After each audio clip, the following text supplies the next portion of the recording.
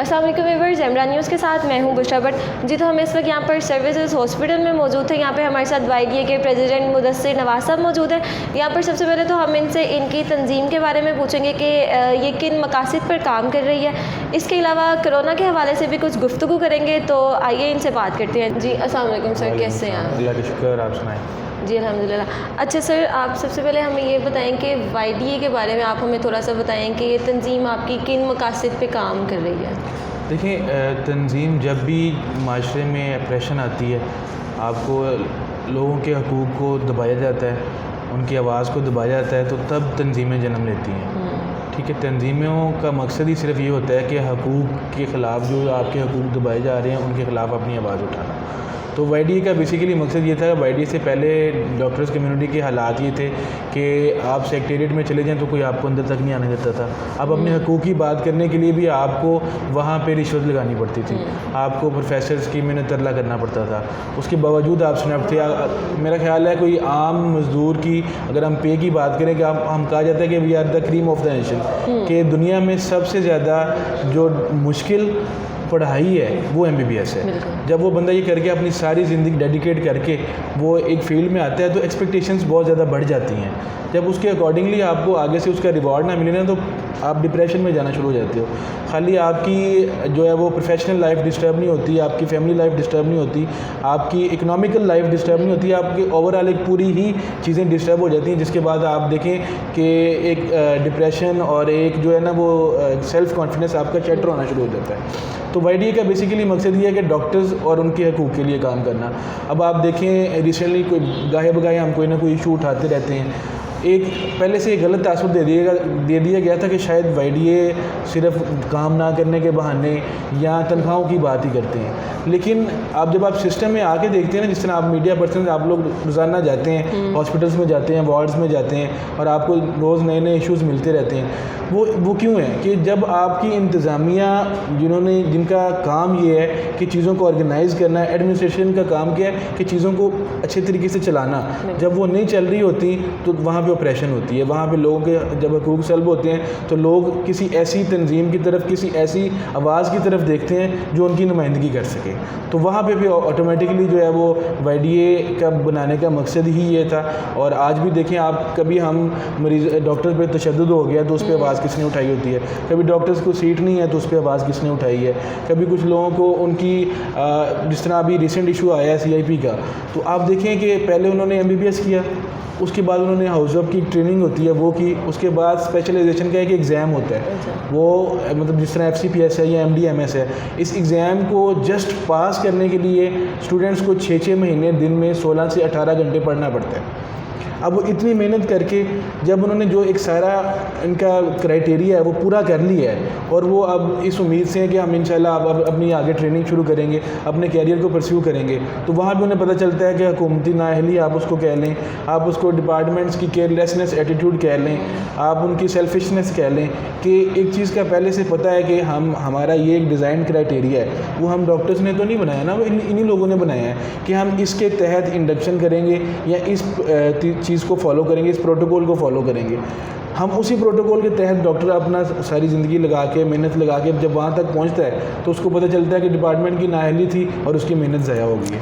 तो यहाँ पे चीज़ें जो आगे ना वो ख़राब होना शुरू हो जाती हैं। फिर लोग देखते हैं कि अब उनकी आवाज़ कौन उठाएगा, यहाँ पे फिर तंजीम आ जाती है, यहाँ पे फिर YDA आ जाती है। तो इस तरह छोटे छोटे इशू हैं, लोगों की आवाज़ जहाँ से काम हो सकता है वहाँ पे एक मौसर तरीके से पहुँचाना और फिर उसको इम्प्लीमेंट कराना, इस चीज़ का नाम YDA है।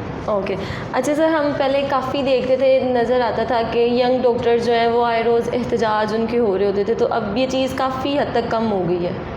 देखिए, वो इसलिए कम हो गई है कि उसमें हमारी एक जनरल काउंसिल होती है, वो महीने में एक दफ़ा बैठती है, बैठ के तमाम पंजाब से हॉस्पिटल से, हम लोग यंग डॉक्टर्स एसोसिएशन पंजाब हैं, तो हमारे आगे 21 चैप्टर्स हैं।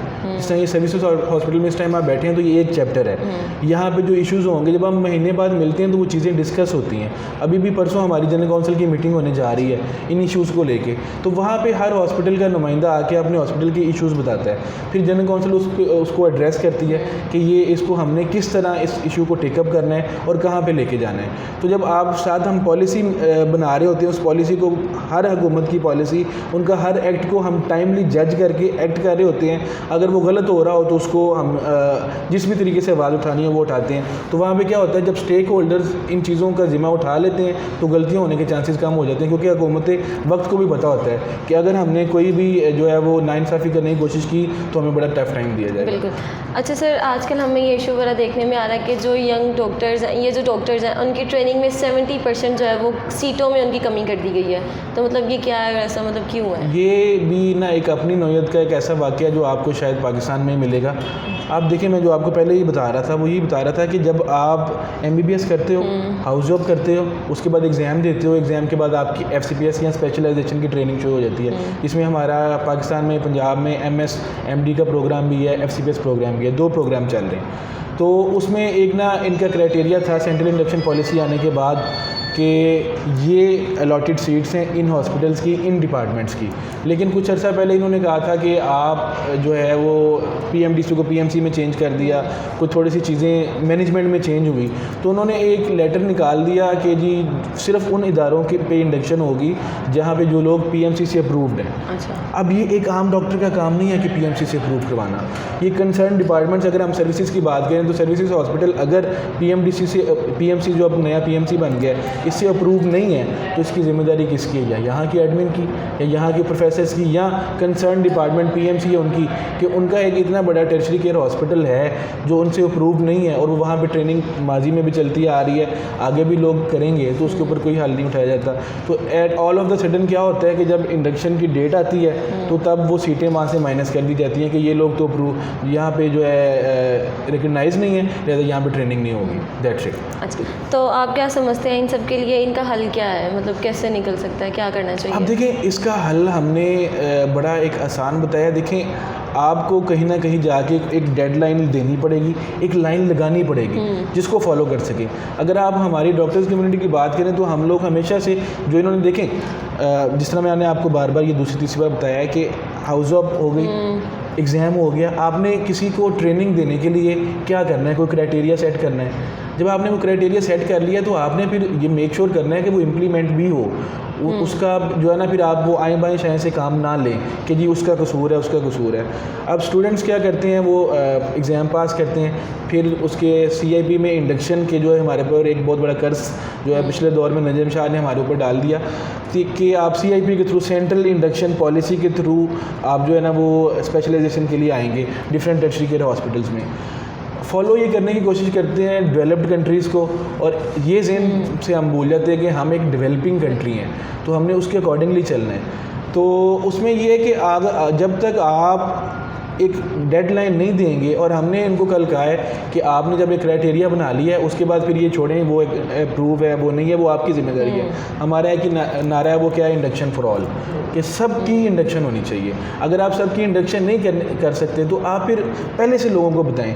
अब कुछ मेरे पास स्टूडेंट्स रब्ता कर रहे हैं कि उन्होंने पार्ट 1 भी दे लिया है, जो स्पेशलाइजेशन का एग्ज़ाम होता है, उसके बाद अपने नंबर सेंट्रल इंडक्शन में बनाने के लिए 2-2 साल से पेरिफेरीज़ में काम कर रहे हैं। पेरिफेरीज़ के हालात ये हैं कि वहाँ पे जब एक डॉक्टर जाता है ना तो वो बिल्कुल उसको जंग लग जाता है कि आप अनफॉर्चुनेटली आपको ये भी पता होता है कि पेशेंट को मर्ज़ क्या है, आपको ये भी पता होता है इसको मेडिसिन क्या देनी है, लेकिन जब आप इस तरह पीछे हो गए अपनी फार्मेसी में देखते हो तो आप मजबूर होते हो कि आपके पास है ही कुछ नहीं। आगे बैठने वाला जो मरीज़ है वो गरीब है, उसके पास पैसे नहीं है, और जो पीछे बैठने वाला अस्पताल है वो उससे ज़्यादा गरीब है, उसके पास दवाई नहीं है। तो आपको चंद जो है वो टैबलेट्स जो उन्होंने स्पेसिफाई की होती हैं, मर्ज़ कोई भी आप वो दो और उसको भेज दो। उससे क्या होता है, आपका नॉलेज आहिस्ता आहिस्ता फनलाइज होना शुरू हो जाता है। आपको समझ ही नहीं आ रही होती कि आप मतलब पेशेंट को, अगर पेशेंट वेलफेयर पे जाओ तो आपके पास मेडिसिन नहीं है, अगर आप हॉस्पिटल की पॉलिसी को फॉलो करो तो पेशेंट ठीक नहीं होता।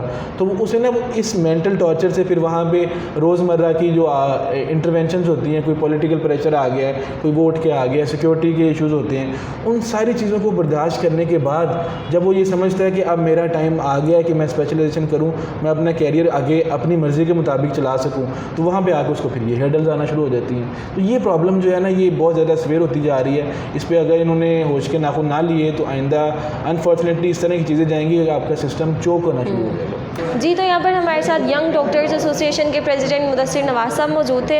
इन्होंने काफ़ी हद तक और डिटेल में कोरोना और इसकी वैक्सीनेशन के हवाले से हमें आगाही दी है। तो उम्मीद है ये वीडियो आपके लिए काफ़ी हद तक इन्फॉर्मेटिव रही होगी। तो इसी के साथ मुझे इजाज़त दें, फिर मिलेंगे एक नई वीडियो के साथ। तब तक के लिए अल्लाह हाफ़िज़।